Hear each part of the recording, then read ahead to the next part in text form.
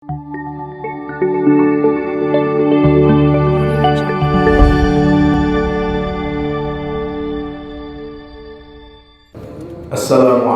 warahmatullahi wabarakatuh.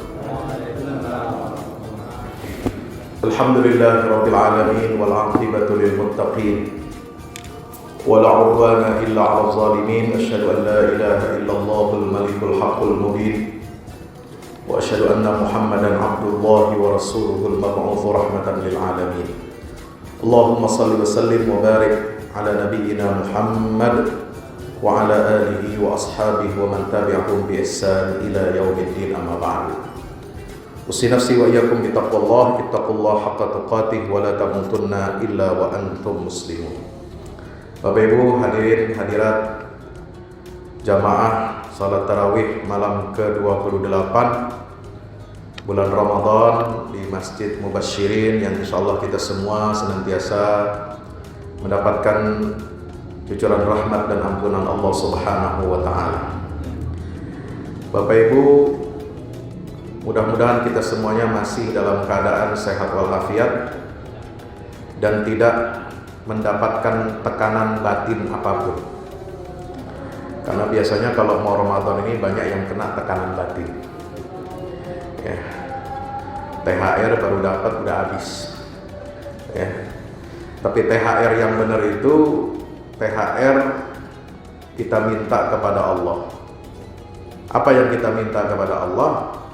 Yaitu yang pertama, T artinya taat kepada Allah. Mudah-mudahan taatnya bukan hanya di bulan Ramadan, tapi juga di bulan-bulan berikutnya sampai ketemu bulan Ramadan lagi. Amin ya rabbal alamin. Kita minta sama Allah taat. Yang kedua, haknya adalah husnuzon. Jangan buruk sangka sama Allah. Jangan buruk sangka kepada sesama. Jangan buruk sangka kepada pemimpin. Semua orang itu punya kesalahan, punya khilaf. Tidak ada manusia yang sempurna. Maka itu cara yang terbaik adalah kita senantiasa berhusnuzan kepada Allah Subhanahu wa ta'ala dan mendoakan hamba-hamba Allah yang keliru, yang menyimpang, yang menyeleweng dari jalan yang hak, mudah-mudahan dikembalikan oleh Allah Subhanahu wa ta'ala kepada jalur yang lurus yang diridhai Allah ta'ala. Amin ya rabbal alamin. Yang ketiga yang saudara harus mintakan kepada Allah adalah ridho. R-nya itu ridho, ya. Jangan kebanyakan kepengen, kata orang Betawi, ya. Kebanyakan angan-angan. Sebab tidak semua apa yang kita inginkan kita miliki. Sebab yang memiliki semua apa yang kita inginkan itu adalah Allah Subhanahu wa ta'ala. Maka kita harus ridho kepada apa yang diberikan oleh Allah kepada kita. Maka salah satu petunjuk dari Rasulullah SAW agar hati ini bahagia adalah warda bima qasamallahu laka takun aghnan nas.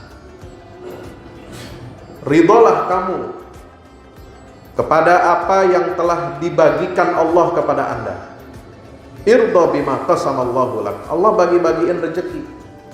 Ya, bukan cuma bagi THR. Rezeki tiap saat, tiap waktu Allah kasih buat kita. Maka kita harus ridho. Besar, kecil, banyak atau sedikit, sedang atau kurang, semua kita harus ridho.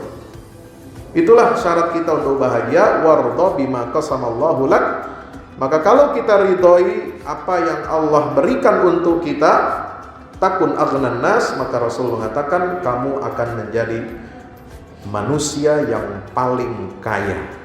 Kenapa? Orang paling kaya itu bukan yang paling banyak duitnya, tapi orang yang paling kaya adalah orang yang paling banyak bersyukurnya.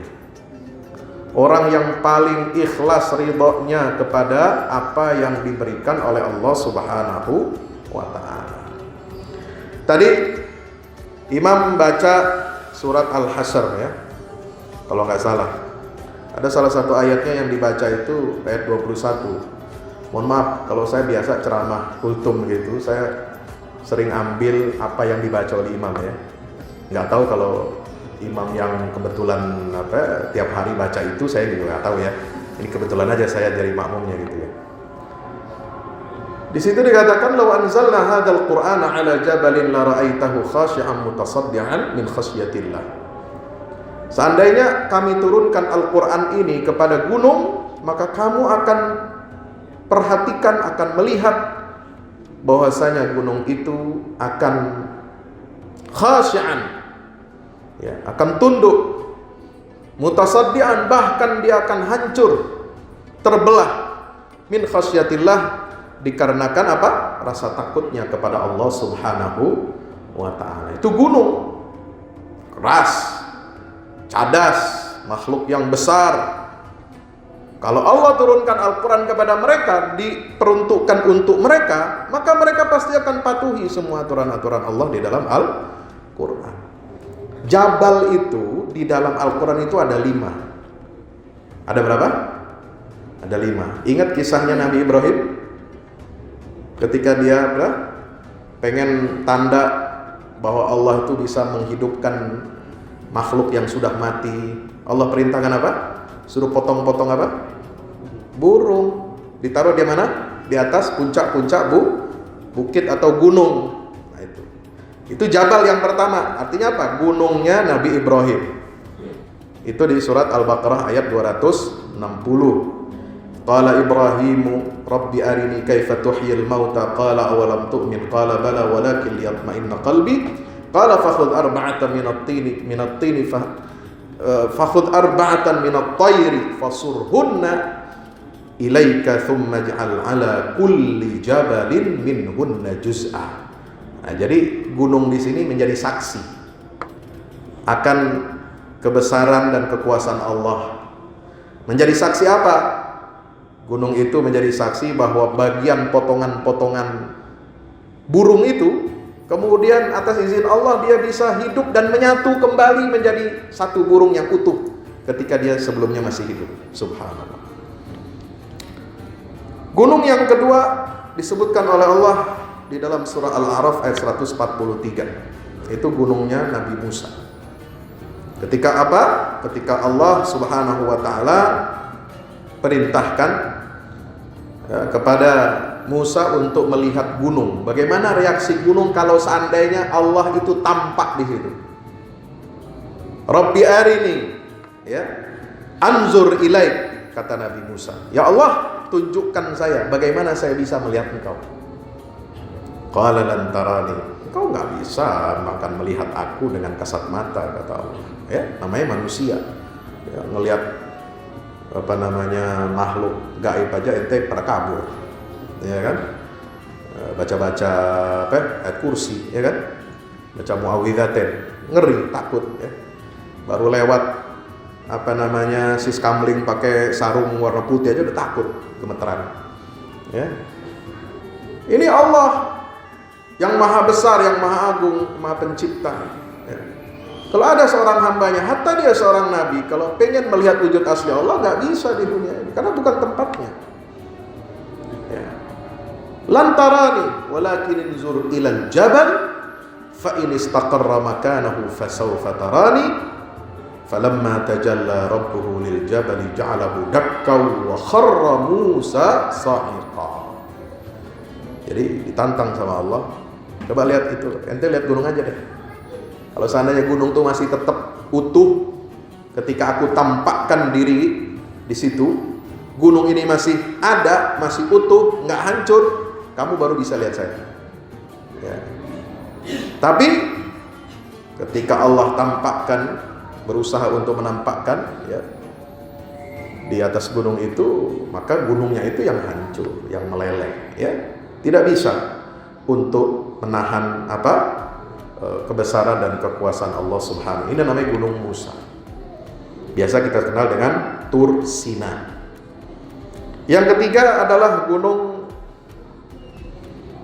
yang pernah dialami oleh Bani Israel. Gunung itu diangkat oleh Allah, kemudian ditaruh di atas iring-iringan kafilah mereka, menaungi jadi awan buat mereka. Ini mukjizat Nabi Musa. Wa idna taqnal jabala fawqahum ka'annahu zullatun wa zannu annahu waqi'un bihim Khudhu ma atainakum biquwwah wadhkuru ma fihi la'allakum tattaqun. Itu ceritanya ya, Al-A'raf ayat 171. Gunung yang keempat ini adalah gunung yang menjadi saksi. Kalau tiga tadi saksi apa? Kebesaran dan kekuasaan Allah. Nah, ini yang keempat ini, gunung tempat anaknya Nabi Nuh pengen berlindung dari apa? Bencana, banjir. Qala sa'awi ila jabalin ya'simuni minal ma. Qala la 'asimal yawma min amrillah illa man rahim wa hala bainahumal mawju fakana minal mughraqin. Ini jadi gunung menjadi saksi akan kedurhakaan anak seorang nabi, yaitu Nabi Nuh alaihi salam. Dia bilang apa? Saya akan berlindung, saya akan panjat itu gunung sampai puncaknya, gak bakal saya tenggelam. Air malah lebih tinggi ya. Bahkan gunung itu tenggelam oleh air yang sangat dahsyat itu. Maka dia juga termasuk orang-orang yang ditenggelamkan oleh Allah.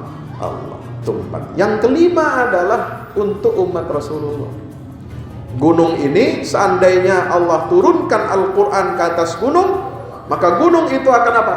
Hancur, akan terbelah. Kenapa? Karena rasa takutnya kepada Allah. Itu gunung makhluk yang hebat, makhluk luar biasa, makhluk yang keras, bebatuan. Tetapi kalau Al-Quran diturunkan, syariat Al-Quran itu diturunkan kepada gunung, maka gunung itu tidak akan sanggup memikulnya. Kenapa? Karena dia pasti akan taat dan patuh tunduk kepada Allah. Sementara manusia ini, ya, Al-Quran ini kan diturunkan untuk manusia, bukan untuk gunung. Walaupun ada ajaran Al-Quran, Allah memerintahkan kita untuk melestarikan alam. Termasuk bagaimana caranya mereboisasi gunung, mereboisasi tanah yang tandus, ya. Supaya apa? Supaya dia tetap bisa menahan air, menjadi tempat tempat wadah untuk menyimpan air, supaya apa? Gunung itu atau tanah itu tidak menjadi longsor. Tetapi Al-Quran ini syariatnya itu diturunkan untuk manusia, bukan untuk gunung. Maka Allah membandingkan bagaimana kondisi manusia dengan kondisi gunung. Gunung yang besar saja, yang keras saja itu bisa tunduk dan patuh kepada syariat Allah. Kenapa manusia yang Allah turunkan Al-Quran ini untuk memperbaiki hidup mereka tidak mau? Maka dalam istilah surat Al-A'raf, surat Al-Isra itu apa? Ayat 89 ya.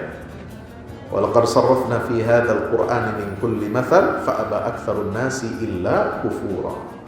Sungguh kami, kata Allah, telah mengulang-ulang perumpamaan di dalam Al-Quran ini. Untuk apa? Untuk meyakinkan manusia betapa hebatnya syariat Al-Quran ini untuk mengatasi seluruh problematika kehidupan manusia. Tapi sayang beribu sayang, fa'aba aktsarun nasi illa kufura, kebanyakan manusia itu justru mereka kufur dan ingkar kepada Allah subhanahu wa ta'ala. Makanya Allah menantang ya, qul aminu bihi aw la tu'minu innal ladzina utul ilma min qablihi idza yutla alaihim yakhruna lil adqani sujada wa yakhruna lil adqani wa yabkuna wa yaziduhum khushu'a wa yaquluna subhana rabbina in kana wa'du rabbina la maf'ula. Itu di akhir surat Al-Isra. Allah mengatakan kepada umat Rasulullah ini apa? Wahai orang-orang yang memiliki ilmu, innal ladzina utul ilma min qablihi, ya, kalian itu berimanlah, aminu bihi, berimanlah kepada Al-Quran ini keseluruhannya, aw la tu'minu, atau tidak sama sekali. Maka syariat Al-Quran ini harus kita terima, harus kita laksanakan, harus kita junjung tinggi seluruhnya, tanpa ada pemilahan-pemilahan ya. Kalau mau terima semuanya. Kalau Anda mau setengah-setengah, nggak bisa. Anda ingin terima sebagian, meninggalkan sebagian, kata Allah nggak boleh, nggak bisa seperti itu. Kalau mau beriman, ambil semuanya, atau kalau kamu tidak beriman, ya tinggalkan semuanya. Jadi Islam ini punya garis batas yang tegas. Islam ini bukan akidah yang abu-abu, bukan pertengahan. Nah, ini istilah moderat ya. Islam moderat, Islam tengah ini kadang-kadang membuat kita linglung, ya, membuat kita bingung. Ini tengah maksudnya bagaimana? Ya, tengah apakah seperti perilaku umat terdahulu, beriman sebagian dan meninggalkan sebagian? Bukan. Ya, umat pertengahan itu adalah umat yang istiqomah, umat yang adil, umat yang konsisten dan komitmen untuk menjalankan seluruh isi daripada syariat Al-Qur'anul Karim. Jadi jangan mau kita dikibulin, dibodohin, ya, dengan apa? Propaganda Islam moderat dari barat, dari timur yang ingin supaya umat Islam ini berislam itu mengikuti pola model Islam barat. Ya. Sebenarnya mereka itu melemparkan isu, ya, mengkapling-kapling Islam Nusantara, Islam Jawa, Islam Arab, Islam anu. Itu sebenarnya tujuan untuk apa?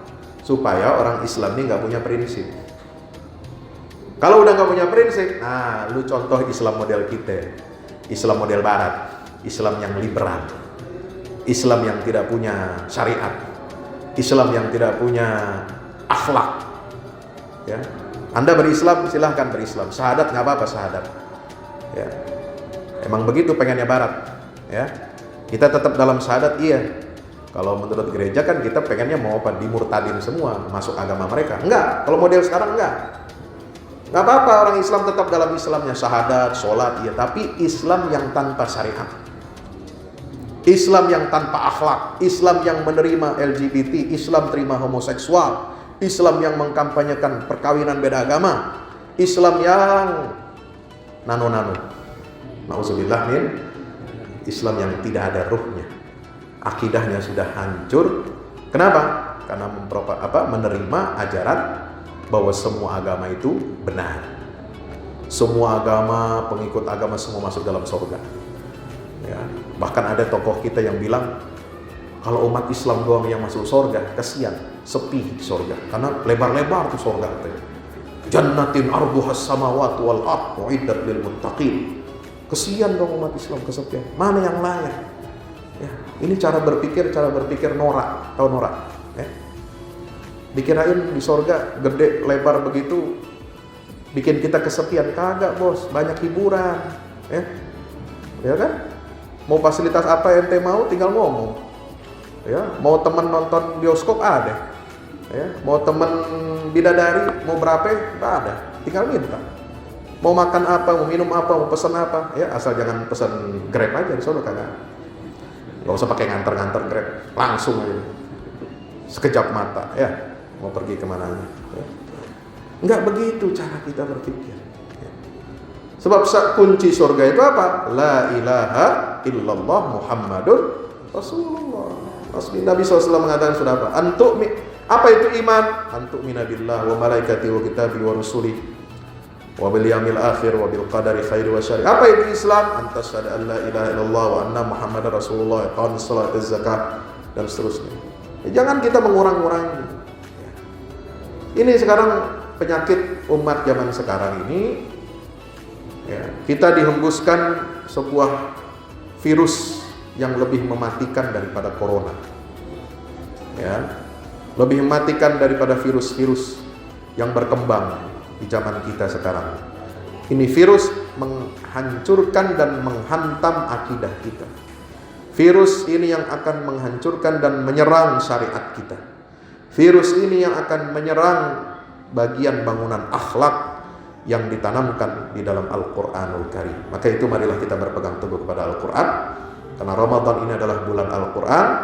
Ramadan adalah syahrul Qur'an. Ramadan adalah syahrul Ramadan alladzi unzila fihil Qur'an hudan linnas wa bayyinatin minal huda wal furqan. Jadi petunjuk buat kita semuanya dan menjadi penjelasan-penjelasan dari petunjuk itu, serta menjadi pembeda antara yang hak dengan yang batil. Hati-hati, virus zaman sekarang, modernisme, liberalisme, kemudian pluralisme dan sebagainya, itu ingin menjadikan Quran ini tidak lagi menjadi pembeda antara yang hak dengan yang batil.